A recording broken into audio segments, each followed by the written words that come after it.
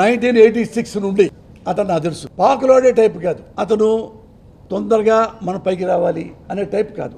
ఒకరిని కొట్టి బయటికి రావాలి. ఆ పార్టీ ఈ పార్టీ మొత్తం కలుపుకొని నేను ఏదో ఉద్యోగం చేయాలి లేదు, పదవిలోకి వస్తే బాగా చేయొచ్చు అనే రాజకీయంలో వచ్చాడు ఆయన. చూడండి, పదవి కోసం ఎంతమంది అతన్ని అభిమన్యుడిని చేశారు.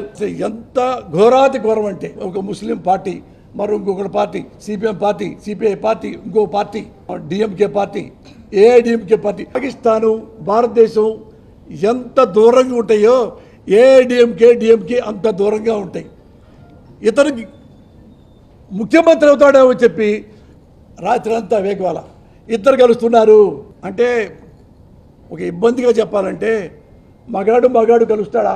అప్పుడు రాజకీయాల్లో ఎవరన్నా మంచివాళ్ళు వస్తే నేను చాలా సంతోషపడతా. అతను గుడ్ మ్యాన్ అండి, very good man. I can say proudly.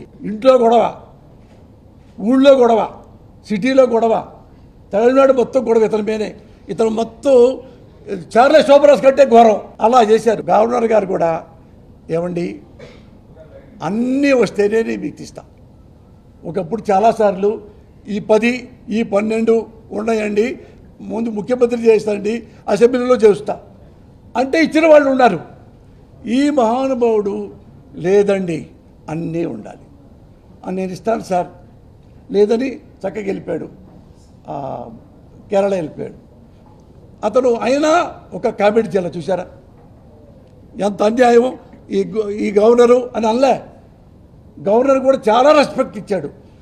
అలాంటి వాడే ప్రజలకి మంచి చేయగలుగుతాడు.